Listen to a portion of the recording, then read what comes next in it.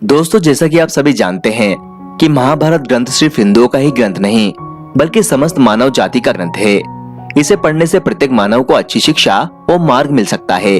प्रत्येक मानव को इसे जरूर पढ़ना चाहिए। जीवन से जुड़ा ऐसा कोई भी प्रश्न नहीं है जिसका हल महाभारत में ना हो। महाभारत ग्रंथ में देश, धर्म, राजनीति, न्याय, समाज, युद्ध, योग, परिवार, ज्ञान, विज्ञान, आध्यात्म और तकनीकी आदि समस्त विषयों का ज्ञान वर्णन मिलता है। तो आज की इस वीडियो में हम आपको महाभारत का एक ऐसा प्रसंग बताने जा रहे हैं जिससे आज का मानव बहुत कुछ सीख सकता है और अपने जीवन को बदल सकता है। बात उन दिनों की है जब 5 पांडवों को वनवास हो गया था। वनवास जाने से पहले 5 पांडवों ने भगवान श्री कृष्ण से पूछा, हे श्री कृष्ण, अभी इस समय द्वापर युग का अंतकाल चल रहा है, मगर आप हमें बताइए कि आने वाली कलयुग की गति क्या है और कैसी होगी। भगवान श्री कृष्ण इसका जवाब देते हुए कहते हैं, मैं तुम्हें इसका सीधा उत्तर तो नहीं दे सकता, लेकिन हाँ, तुम 5 भाई वन में जाओ और वन में जो कुछ भी दिखे वो मुझे आकर बताओ।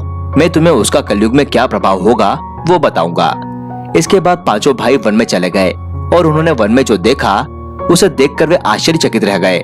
आखिर उन्होंने वन में ऐसा क्या देखा और श्री कृष्ण ने इसका क्या जवाब दिया, ये जानने के लिए इस वीडियो को अंत तक जरूर देखिए। तो चलिए शुरू करते हैं। भगवान श्री कृष्ण के कहने पर 5 पांडव अलग अलग दिशा में वन की ओर निकल पड़े। युधिष्ठिर वन भ्रमण पर गए और उन्होंने वन के भीतर एक हाथी को देखा जिसकी 2 सूंडें थी। हाथी की 2 सूंड देखकर युधिष्ठिर के आश्चर्य का ठिकाना नहीं रहा।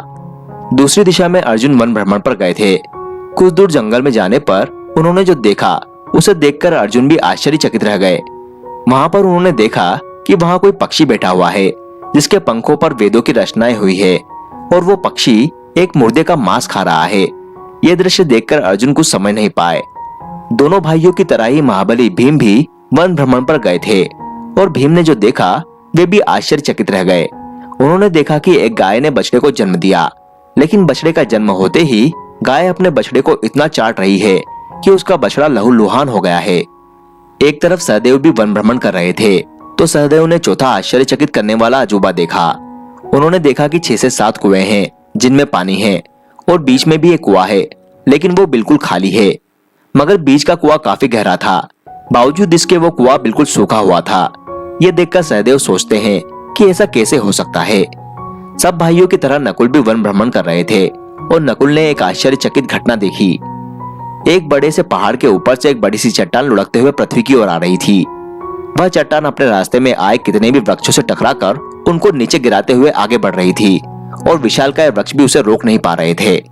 इसके बाद यह चट्टान कितनी ही अन्य चट्टानों से टकराई, फिर भी कोई भी चट्टान उसे रोक नहीं पाई और अंत में वह एक अत्यंत छोटे पौधे को स्पर्श करते ही स्थिर हो गई।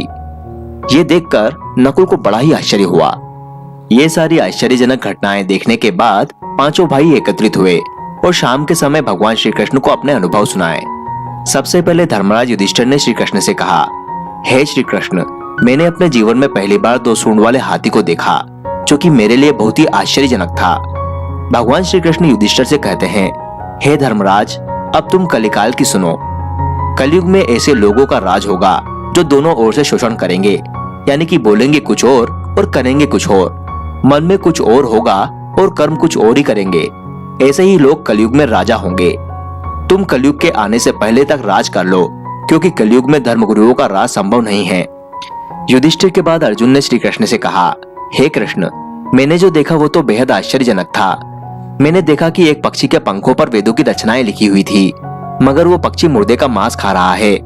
श्री कृष्ण अर्जुन से कहते हैं, हे अर्जुन, कलयुग में ऐसे लोग रहेंगे जो खुद को बड़ा ही ज्ञानी बताएंगे और बड़े ज्ञानी कहलाएंगे। वे विज्ञान की चर्चा करेंगे, लेकिन उनके आचरण पूरे राक्षसी होंगे।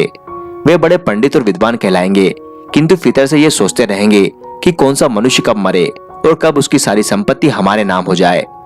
हे अर्जुन, संस्था के व्यक्ति भी इस बात पर ही विचार करेंगे कि कौन सा मनुष्य कब मरे और वो संस्था हमारे नाम पर हो जाए।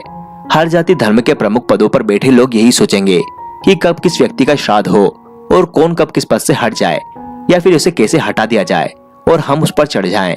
चाहे कितने भी बड़े लोग होंगे, मगर उनकी दृष्टि धन और प्रमुख पदों पर ही रहेगी। ऐसे लोगों की ही कलयुग में बहुतायत होगी। अर्जुन के बाद भीम ने श्री कृष्ण से कहा, मैंने देखा कि एक गाय अपने बछड़े को इतना ज्यादा चाटती है कि उसका बछड़ा लहूलुहान हो जाता है। भगवान श्री कृष्ण महाबली भीम से कहते हैं, कलयुग में मनुष्य शिशुपाल हो जाएगा। कलयुग में माओं की बच्चों के प्रति ममता इतनी बढ़ जाएगी कि उन्हें अपने विकास के लिए अवसर ही नहीं मिलेगा और मोह माया में कई घर बर्बाद हो जाएंगे। अगर किसी का बेटा घर छोड़कर साधु बनेगा तो हजारों लोग दर्शन करना चाहेंगे, मगर यदि अपने ही बेटे ने साधु बनना चाहा तो घर पर माँ बाप रोएंगे कि हाय मेरे बेटे को क्या हो गया है। लोगों में इतनी ज्यादा ममता बढ़ जाएगी कि उसे घर परिवार और मोह माया में ही बांध कर रखेंगे और उसका सारा जीवन उसी में खत्म हो जाएगा। मगर वास्तव में लड़के तुम्हारे नहीं हैं, वे तो आपकी बहुओं की अमानत है और आपकी लड़कियां जमाइयों की अमानत है और ये तुम्हारा शरीर मृत्यु की अमानत है और तुम्हारी आत्मा वो भी परमात्मा की अमानत है। इसलिए तुम्हारा अपने शाश्वत संबंध को जानना अत्यंत आवश्यक है। भीम के बाद सहदेव ने श्री कृष्ण से पूछा, हे श्री कृष्ण, मैंने देखा कि 5 से 7 पानी से भरे हुए कुएं हैं, जिनके बीच में एक बड़ा सा कुआं है जो कि काफी गहरा है, लेकिन वो सूखा है और उसमें पानी की एक बूंद तक नहीं है। मगर ऐसा कैसे संभव हो सकता है? श्री कृष्ण ने जवाब में सहदेव से कहा, हे सहदेव, कलयुग में लोग लड़की के विवाह, मकान के उत्सव और कई छोटे मोटे उत्सव मिलाकर उसमें लाखों रुपए खर्च कर देंगे, परंतु पड़ोस में अगर कोई भूख प्यास से मर रहा होगा तो ये नहीं देखेंगे कि अपने पड़ोस वाले ने अपना पेट भरा है या नहीं। यही नहीं, अगर उनका अपना सगा भी भूख से मर जाएगा तो भी उसे देखते रहेंगे और कहेंगे कि हम क्या कर सकते हैं। और दूसरी तरफ मौज मस्ती, मदिरा, मांस भक्षण, सुंदरता और जश्न में खूब पैसा उड़ाएंगे, मगर किसी के 2 आंसू पोंछने में उनकी बिल्कुल भी रुचि नहीं होगी। कहने का अर्थ ये है कि कलयुग में अन्नों का भंडार तो होगा, लेकिन कई लोग भूख से मर जाएंगे।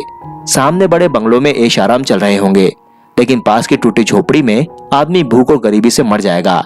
एक ही जगह पर कई असमानता अपने चरम पर होगी। सहदेव के बाद नकुल ने श्री कृष्ण से कहा, हे कृष्ण, मैंने एक आश्चर्य देखा है। एक बड़ी सी चट्टान पहाड़ के ऊपर से लुढ़की और कई विशाल वृक्षों के तने और चट्टानें भी उसे रोक नहीं पाई, मगर एक छोटे से पौधे के स्पर्श होते ही वह बड़ी सी चट्टान रुक गई। मैं समझा नहीं कि वो कैसे रुक गई। भगवान श्री कृष्ण ने नकुल से कहा, हे नकुल, कलयुग में मानव जाति का मन इसी तरह से नीचे गिरेगा, उसका जीवन पतित होगा। ये पतित जीवन धन की शिलाओं से नहीं रुकेगा और न ही सत्ता जैसे विशाल वृक्षों से रुकेगा, मगर हरि नाम के एक छोटे से पौधे से, हरि के कीर्तन से मानव जीवन रूपी पौधे का पतन होना रुक जाएगा। इसलिए भक्तों, हरि के भजन ही कलयुग में मोक्ष पाने का एकमात्र उपाय है।